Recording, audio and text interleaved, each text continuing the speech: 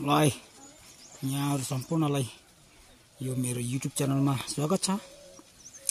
मलाई माया गरेर मेरो YouTubeलाई सब्स्क्राइब गरिदिनु होला। म चाहिँ आज यो मेरो इस्कुसको माछको लागि माछ तयार गर्दै छु है। यहाँ अब इस्कुसहरु यहाँ 2 बोट आएको छ तलबाट। यहाँ चाहिँ अब इस्कुसहरु यसरी आएको छ है।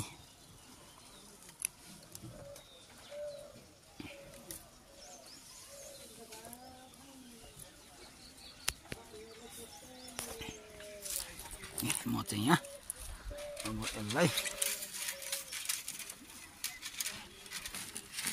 यहाँतिर बाँध्नु पर्ने छ है।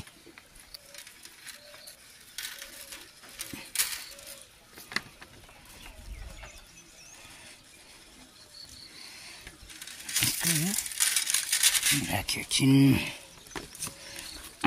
घुमेर मरिन्छ होला है।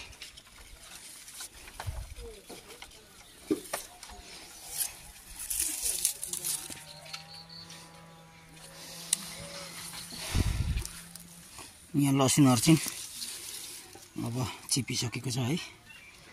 अब यो चाहिँ लोकल प्याज यसलाई छेपी भनिन्छ गाउँले भाषामा। त्यस्तै गएर यता तल यहाँ चाहिँ नि काँक्राहरु रुपिया छ है।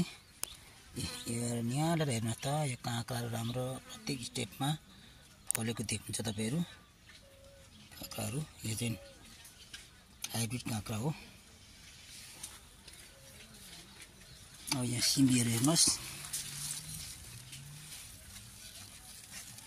सिमीहरु टक्क लागिसकेको छ है। त्यसैगरी यहाँ छेपीहरु।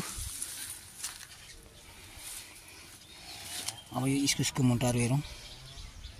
इस्कुसको मुन्टाहरु चाहिँ अहिले खाने बेला भइसकेको छ, तर यो अहिले टिप्नु हुँदैन। यसलाई माथि माछमा पठाइदैछ।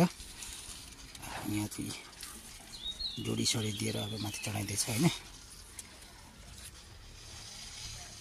ठ्याक्कै माछमा यस्तै छ है। यो चाहिँ रोडको छेउमा भोकले गर्दा